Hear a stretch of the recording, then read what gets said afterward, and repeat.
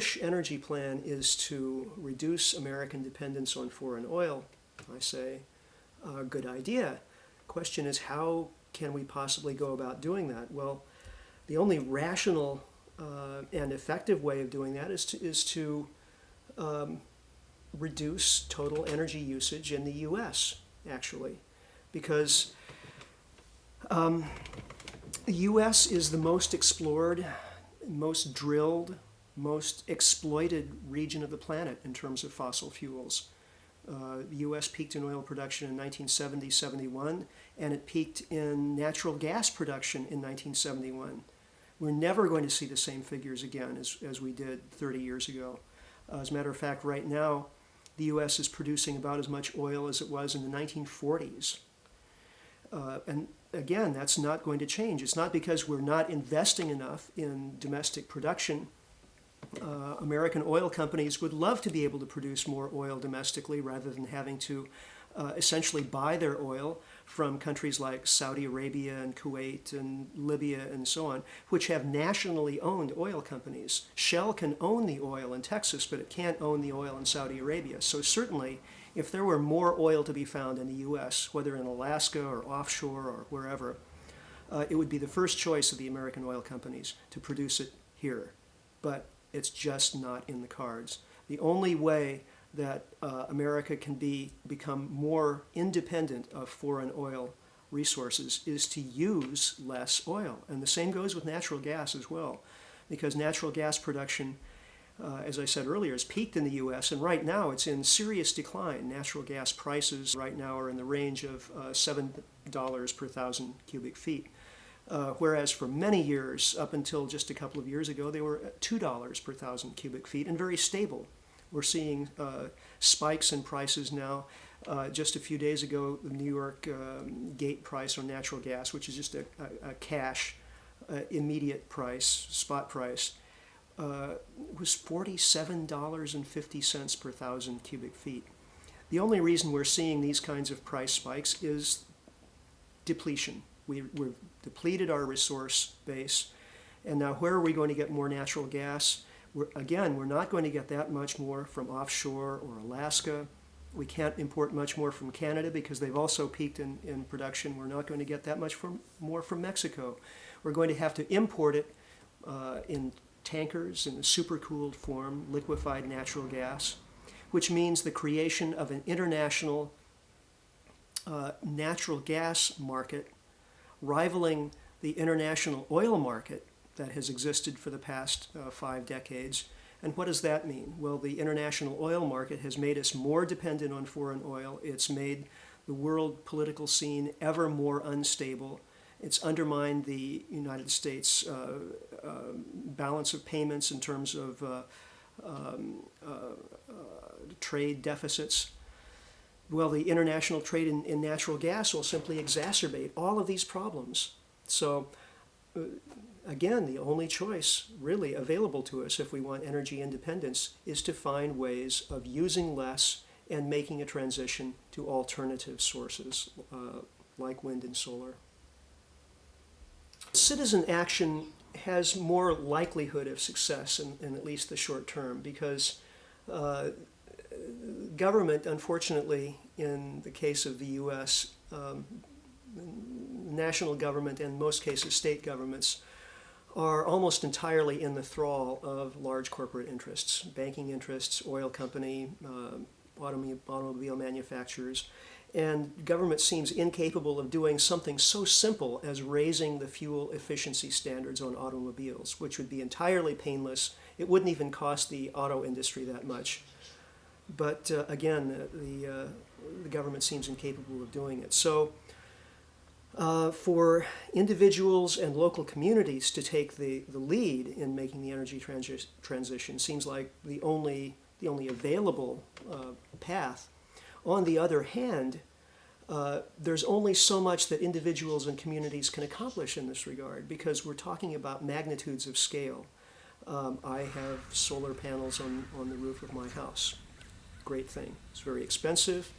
Very few other individuals, as a percentage of total population, are likely to do that kind of thing unless there are significant incentives offered by the government.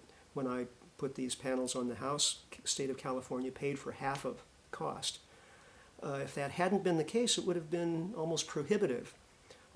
Those kinds of programs are very helpful. But again, that's a government approach. Right now, we need similar kinds of incentives for wind and for research into possible other alternatives, tidal power and so on. Without them, the market is going to respond much too slowly and on too small a scale to make enough difference, because we're talking about relatively short time frames. Global oil production is likely to peak within the next 2 to 5 years. Natural gas production in North America has already peaked, so it's not a situation where we have 20 or 30 or 50 years of lead time where we can develop a robust hydrogen economy, for example, as many people have suggested. No, we actually need solutions very, very soon. And the only things that are likely to help in that regard are radical conservation and leadership on the part of state and federal governments that unfortunately doesn't appear to be likely. Well, what about the hydrogen highway? I mean, isn't that going to be cool? Run your Humvee down 5? Right. Our dear governor here in California has suggested that we should have hydrogen highways with H2 fueling stations every 20 miles or so that our thousands of hydrogen-powered cars can find places to gas up. Well, last time I checked, there were about 6 or 8 hydrogen-powered cars in California, something like that, and each of them cost $2 to $4 million to build. So the likelihood of having a big fleet of hydrogen-powered cars anytime soon is very, very low. And the studies that have been done on hydrogen are mostly not very optimistic in terms of any kind of short transition time. Hydrogen power is inherently inefficient. You have to start with some primary energy source, whether fossil fuels or electricity, and make the hydrogen. Currently, most commercially produced hydrogen is made from fossil fuels, from natural gas or coal or oil. And if we make hydrogen from water using electrolysis, the process again is very inefficient and expensive. Of course, the coal and nuclear industries would be happy for us to try to make a transition to a hydrogen economy, because if we wanted all that extra electricity to make hydrogen with, they'd be right on the spot with surplus quantities. Whereas right now we make so little of our electricity from solar and wind. Far less than 1% of our electricity comes from solar and wind combined, that if we were to devote that renewable electricity to making hydrogen, it would be taking it away from purposes that are actually more economically useful and efficient. So it really doesn't make sense to look toward a hydrogen economy right now. Again, radical conservation and transition to primary renewable sources is really the way to go. Radical conservation is essential because some of our uses of fossil fuels currently are uses that will be very difficult to find substitutes for right away. For example, home heating. Over half of American homes heat with natural gas, and the proportion for new homes is higher still, in the range of 60% or 2/3. So what are we going to substitute for natural gas? Are we going to make everyone get a wood stove? It's just not going to happen anytime soon. So what we have to do is use less natural gas for things, for purposes for which there are substitutes, or use less energy in some. For example, a lot of natural gas now is being used for electricity production. Well, what this means is we'll have to find ways of conserving electricity, using less electricity so that we have less demand for natural gas so that we can heat our homes. These are very difficult choices, and they're economically constraining. It means that we will have less and less economic growth as we make these sorts of choices. The market is not going to help out, and the government is not going to be interested in making these kinds of tough decisions. But the alternative, then, is a collapse of the entire energy infrastructure and the entire economy. The only place we're going to get more natural gas from is LNG, liquefied natural gas imported from overseas. And we're not going to get much more of that for roughly 10 years because of the needed time for the building of infrastructure. Right now we have only 4 LNG plants operational in the U.S. And most of the tankers, LNG tankers, which are very expensive to build and again take a lot of lead time, most of those are already spoken for to supply Japan, South Korea, and China, which also have very big energy appetites and not much indigenous supply.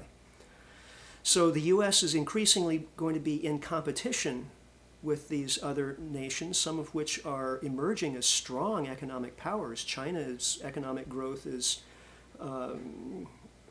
many times that of the U.S. right now. So simply trying to solve the electricity problems in California by building more natural gas-fired power plants, even if they're more efficient, is insanity. We have to find ways of conserving, of using less. Another good reason for this is that the grid system is already overtaxed. We have been adding generating capacity for the past 10 or 12 years, but we haven't been keeping up with the building of the robustness of the infrastructure itself. That's why the huge blackout last August in the northeast of the U.S., 50 million people without electrical power. That's the kind of thing we're likely to see more of as time goes on, because we're still continuing to add more electrical generating capacity, and the grid system has still not been upgraded. Doing that will require an investment of tens of billions of dollars. We're talking about probably a minimum of $100 billion. This is not something that can be done overnight. It takes lead time, and adding to our generating capacity without having taken those steps is extremely foolish. All it does is hasten the time when we'll have rolling brownouts and blackouts as a matter of daily life here in California. Increasingly, energy is at the heart of American foreign policy. This actually has been the case since the 1970s. When U.S. oil production peaked in 70-71, it became clear that America would become more and more dependent on foreign sources. And of course, the Carter Doctrine in 1979 laid this out in very clear terms. Henceforth, the oil resources of the Middle East were a matter of strategic importance to the U.S., and we will use our military power to defend open access to those oil resources. Well, now that the U.S. is going to become more and more dependent on liquefied natural gas being traded internationally, that dependence will increase, and we're likely to see natural gas wars in addition to oil wars. And the invasion of Iraq in 2003 was far from being the first oil war of the last few decades. World War II was primarily an oil war, and conflict after conflict in Southeast Asia, Indonesia, the Middle East, Africa has centered on energy resources. We're likely to see more of that. We're likely to, in addition to important military powers like the U.S. invading smaller, weaker, energy-rich nations like Iraq, we're also likely to see more internal strife, civil wars being fought over control of oil resources. And ultimately, we're also likely to see conflict between major powers like the US, China, India, and Europe over access to dwindling resources, unless the major powers decide to undertake cooperative efforts toward resource conservation and sharing. Right now, those sorts of efforts really are not on the drawing boards, especially in the US. But the only alternative, ultimately, is a kind of last one standing scenario in which efforts are made to commandeer the remaining resources, and with the weapons available, nuclear weapons and biological weapons and so on, the result is not going to be pretty. About Central and South America, Venezuela, and Colombia. Right. Bolivia. Yeah, yeah. The Bolivians just had a near revolution over protecting their own natural gas resources from exploitation by the U.S. The Venezuelan president, Hugo Chavez, has barely hung on to power. Of course, Venezuela is the major oil-producing nation in South America and has been head of OPEC for several years. And the U.S. would very much like to see Chavez replaced, because he has been seeking to maintain more local control of oil resources there. So in South America, Central America, as well as Africa, Middle East, and Central Asia, we're likely to see only more competition for the resources as they become scarcer. I understand the Bush energy plan, in addition to focusing on what they call the nuclear hydrogen initiative, is going to rely heavily on coal. What's your response to that? Yeah. What do you know about it? Well, of course, the U.S. still has large coal resources. It's unfortunate that we're thinking about exploiting those to a greater extent, because, of course, coal is very dirty. When we burn coal, we release more CO2 per unit of energy produced than is the case with the cleaner resources such as natural gas. But then as natural gas gets burned up, the argument will be, well, what are our choices? Use less and have economic contraction. Oh, we can't possibly have that, so of course, therefore, we must burn more coal. Well, guess what? Coal is also a fossil fuel, and therefore also limited in extent. Now, when will our supplies of coal cease to meet demand? That's a significant economic question. Nobody has really come up with an answer to that yet. It depends on a number of factors, on the amount of effort that's required to extract coal versus the amount of energy that the coal will supply us per unit of quantity of energy. That's a very important ratio, the energy return on energy invested. And the energy return on coal has been relatively high as long as we've had surface seams of coal that we can extract with giant steam shovels. Mining coal from underground is less favorable in terms of energy payback. That's why the early industrial revolution that relied on coal mining was a time of much slower growth by comparison to the later part of the Industrial Revolution that relied on oil and natural gas. Since, say, the beginning of the 20th century, particularly the 1930s, since we made the transition to oil, industrial economies have been able to grow much more quickly and more robustly. If we rely on coal, economic growth will be inevitably scaled back because of the nature of the resource. And then we come back to the question I asked earlier. When will the supply of coal no longer be able to meet demand? Estimates for this date range from around 2030 to 2050, surprisingly close, given the quantity, the total quantity of the resource in the ground. If you just look at the total quantity, you would think, well, we have coal for another 100, 200, maybe even 300 years. But if one takes into account where the resource is, the amount of energy and effort that will be required to extract the resource, those estimates start telescoping downward dramatically.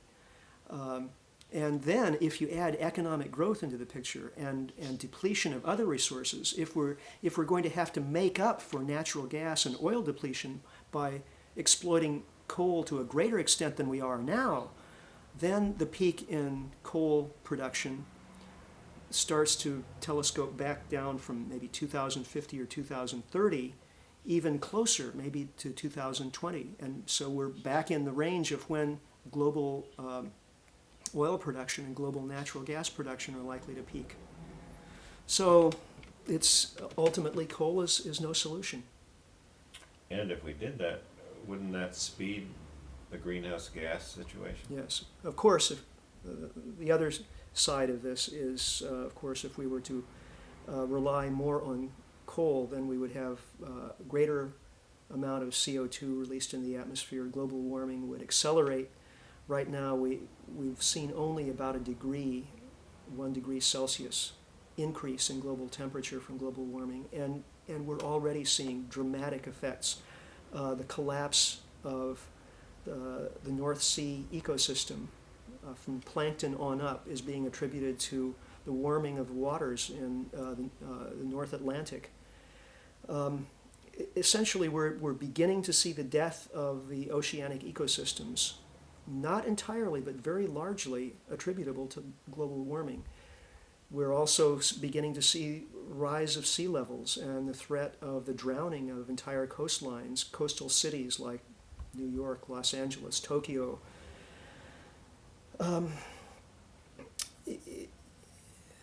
Currently, the projections from global warming at the pace at which it's occurring now are catastrophic. Adding to that, the increased pace of global warming from using more coal, and we arrive at really frightening projections where really the persistence of human civilization in any kind of recognizable form would certainly be imperiled. What would you say to the prospect of nuclear power as the solution? Yeah. Since I've written The Party's Over, I've gotten quite a lot of correspondence from scientists and engineers in Europe, particularly, also some in the US, but mostly scientists and engineers in Europe, saying that I was too pessimistic about nuclear power, that nuclear power is working in France. France gets most of its electricity from nuclear power, and that we would be foolish not to make the transition to more nukes, because the alternative, if we're running out of fossil fuels, is going to be the power down of industrial societies and the end of industrial civilization as we know it. So what's the worse alternative, nuclear power or the end of industrial civilization? Well, maybe that is the trade-off we're facing, but I continue to believe that a transition to nuclear would be a very, very bad choice for ourselves and our descendants for a number of reasons. We haven't solved the problem of radioactive waste. Nuclear power plants are going to be terrorist targets for as long as there are divisions between rich and poor on this planet. And nuclear reactors are accident prone. And when a serious accident happens, it's going to be a situation that is not easily containable. And the results, as we saw in Chernobyl, are going to poison probably entire ecosystems, conceivably entire continents for the foreseeable future. And that's a risk that I don't think we should be prepared to take. Am I exaggerating it? I don't think so. Well, actually, I always want people to say, it's incredibly fossil fuel intensive to mine, mill, and produce the fuel. Right. Well, this is the other side of the nuclear option.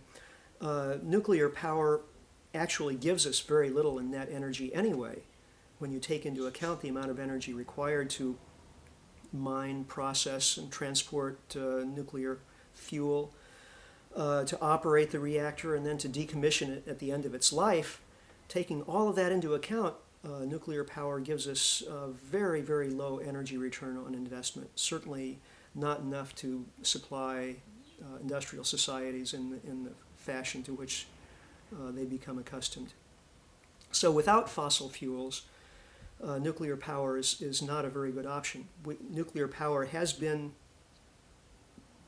a reasonable option for countries like France, primarily because they've had the access to cheap fossil fuels with which to subsidize the process of constructing and transporting, constructing the reactors and transporting the fuels and so on.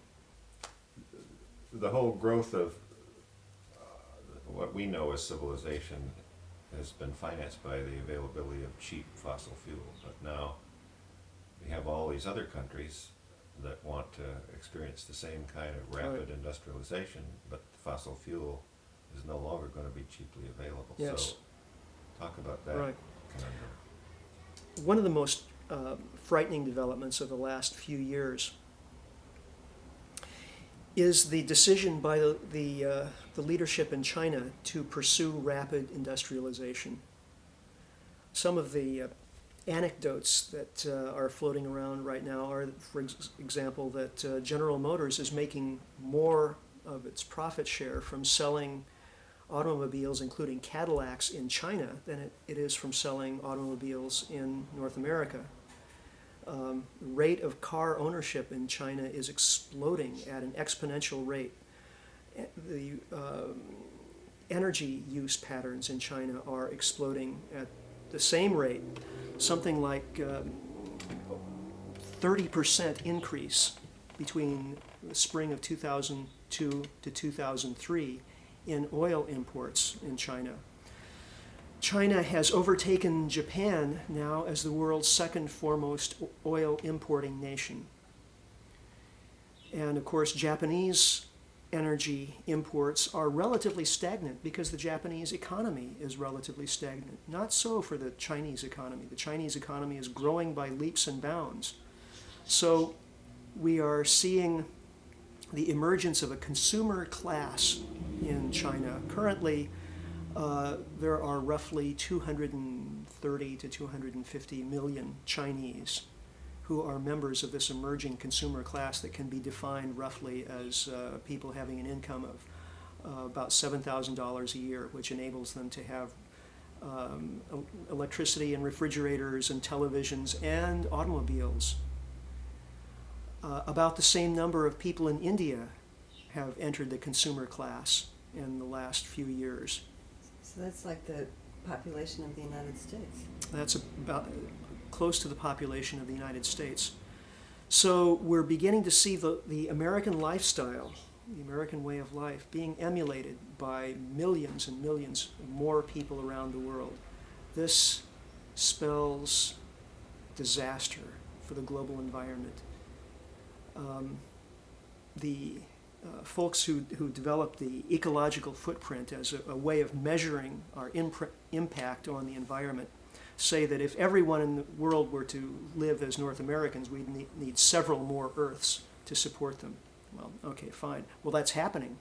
And we don't have those extra Earths. So what's the result of that is that we are drawing down not only fossil fuels, but other irreplaceable resources, fresh water, phosphates for agriculture, topsoil, wild fish in the oceans, on and on. And many of these resources are irreplaceable, and the ones that can be replaced by natural processes we're drawing down at much faster than the replacement rate. This means that we are undermining the Earth's carrying capacity, future carrying capacity for human beings, even as we're continuing to add more human beings and increase the per capita consumption rates. As an ecologist, I view these, sort of intersecting graph curves as a prescription for overshoot and die-off. If this were any other species, we would be looking at population bloom, which is what we've seen over the last couple of centuries with human beings. And in most species, population blooms are followed by a crash and die-off once the resource base is consumed. And that's what we appear to be seeing with human beings as well. Mm-hmm. And I was so amazed at the idea of going to the moon and Mars under the current circumstances that I did a little research and found out that one of the motivations, apparently, and aside from military supremacy, total spectrum dominance, Right. is the helium-3 that's Helium-3, embedded in right. the regolith and so on. Would you talk about Yeah, the yeah. going into space Yeah. in search of more fuel? Some people have suggested that the Bush administration's sudden enthusiasm for building a permanent base on the moon has to do with harvesting the helium-3 in the lunar regolith so that we could supply fusion reactors on Earth with a limitless supply of highly concentrated fuel. Interesting idea. The only problem, of course, is that we have no commercial fusion reactors on Earth, and we're not likely to have any for 50 years, according to the most optimistic estimates that I've heard. Of course, building permanent bases on the moon will be extraordinarily expensive, and of course the idea is to go to Mars as well. Altogether, these missions are likely to consume literally hundreds of billions of dollars at a time when the resources available for human life support on Earth are dramatically dwindling. This is sort of reminiscent, I think, of a civilization like the Mayans, building huge temples within years of the collapse of their society, or the Easter Islanders seeking to put up those last giant statues with the last logs that they've cut from their forests that have just been decimated. Here we are in the world's greatest civilization that's ever existed. We've accomplished so much. We've covered thousands and millions of square miles with concrete for our billion cars. We've gone to the moon. We have photographs taken from the surface of Mars by robots that we've shot up there using our fossil fuel resources. And what does it all come to? We're about to embark on this one last dramatic, operatic finale, just as the whole show is about to come to an end. It's sad and pathetic, and more than a little angering, actually, to see these last resources wasted in such a ridiculous fashion. On top of war, my God. So let's talk about alternatives from the bottom up and from the top down and from wherever else it might come from. Well, energy alternatives.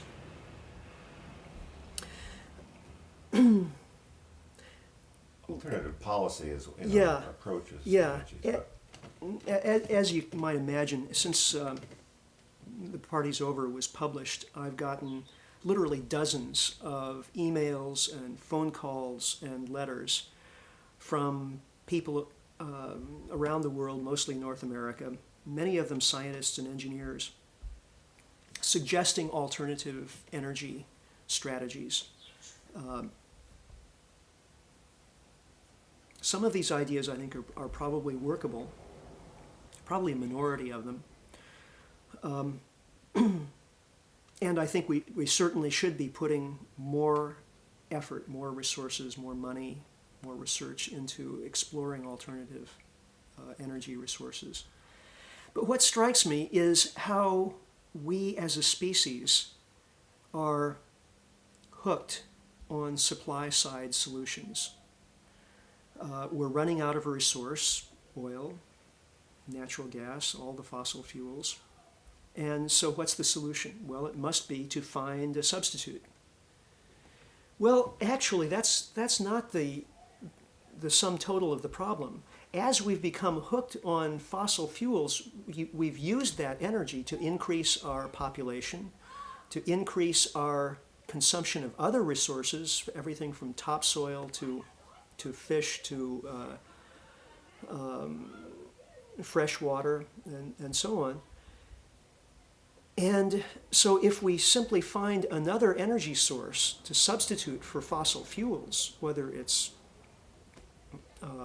wind or solar or nuclear, whatever, and don't deal with the demand, and don't deal with human population and per capita energy resource usage, then all we'll manage to do is to grow the human population, grow resource usage just a little bit more until we run out of whatever the next important resource is. And some of those other resources aren't going to be so easily replaceable. There's a principle in ecology called Liebig's law, the law of the minimum, which says that a species' carrying capacity is set by whatever necessity is in least supply. Okay, so every species has a laundry list of requirements. All it takes is for one of those requirements to be below minimum level, and the species cannot survive. Everything else can be present in abundance. One thing is off. This is the miracle of nature that we've been able to maintain. That nature has maintained this incredible, intricate balance of factors to enable millions of species to supply and to support each other in their existence. Now we human beings are simplifying the natural world through agriculture, through industrialism, through the takeover of ecosystems by human beings to use for human habitat. We're simplifying the world so that there can be more of us, which makes less for all other species. This process can only go so far. So ultimately, the only real solution to the problems of energy resource depletion are going to have to be demand-side solutions. And that means reducing human population, global human population, by the most humane strategies we can possibly muster. And this is very difficult because the right to reproduce is the most sacred of human rights in most people's eyes, and certainly in the eyes of many of our religious traditions.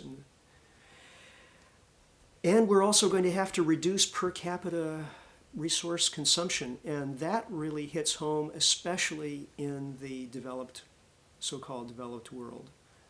North America, Europe, Japan, and also in the consuming classes of the emerging industrial nations like China and India.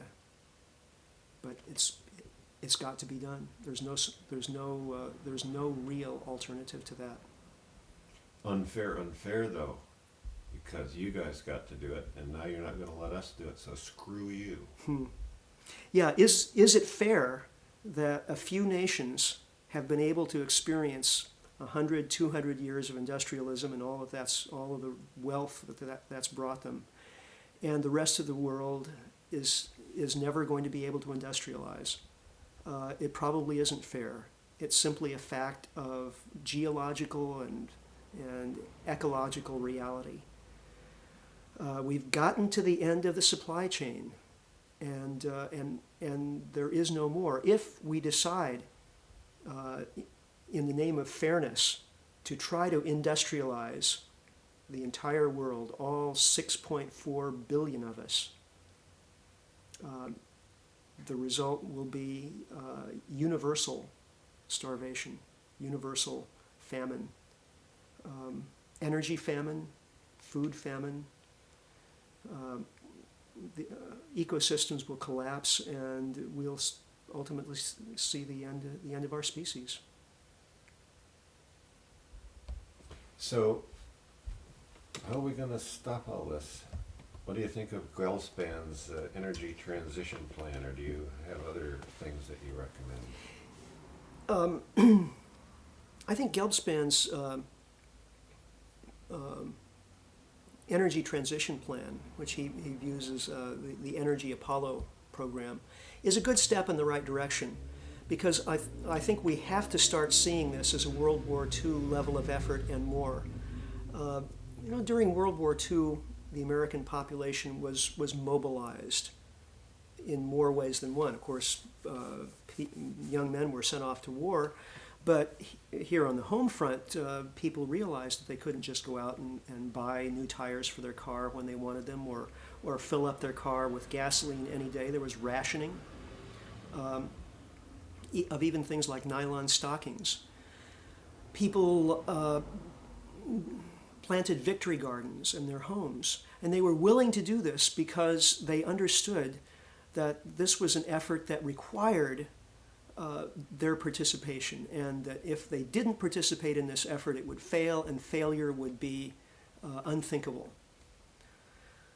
The entire U.S. propaganda machine, not only government propaganda, but corporate advertising, the movies industry, the entertainment industry, newspapers, all participated in this and made it a success. That's the level of effort that's required today. We need the participation of every phase of the propaganda machine that exists today. And we are mired in propaganda, most of it corporate advertising, but the opinion shaping and behavior shaping capabilities of the information media that exists today are absolutely awesome. And if those were trained on the facilitation of the energy transition, I think that we could make it. I think that we could scale back the industrial processes in the industrialized countries and persuade a reduction in human population over time, so that we could get back to the long-term post-fossil fuel carrying capacity of planet Earth, which may be as low as something like 1 or 2 billion. That's a tough goal to have, to attain, but I think we can do it if we mobilize the resources, the propaganda resources, as well as the governmental and industrial resources that we have. But that's going to take some decisions at the very top to make that kind of mobilization work. We need efforts at the grassroots scale. We need individuals and communities making those sorts of efforts.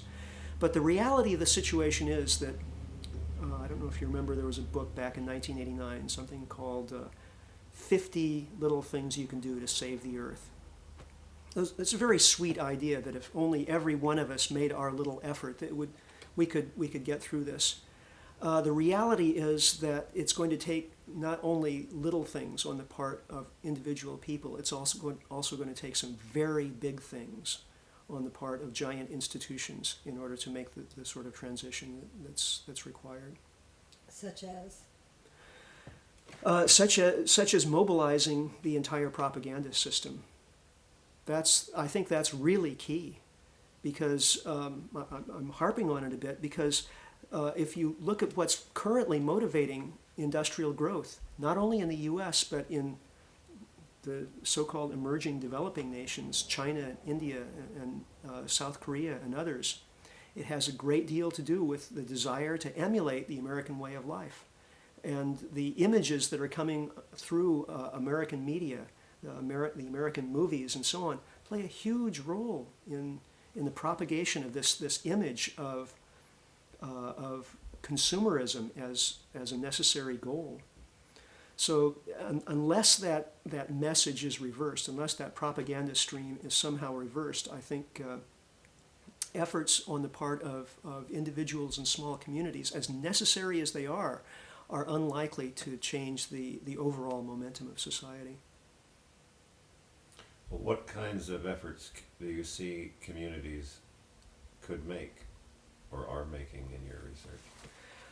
Local communities need to begin to realize that the process of globalization, which has made them ever more dependent on long distance and in many cases international trade, is not in the interest of their survival.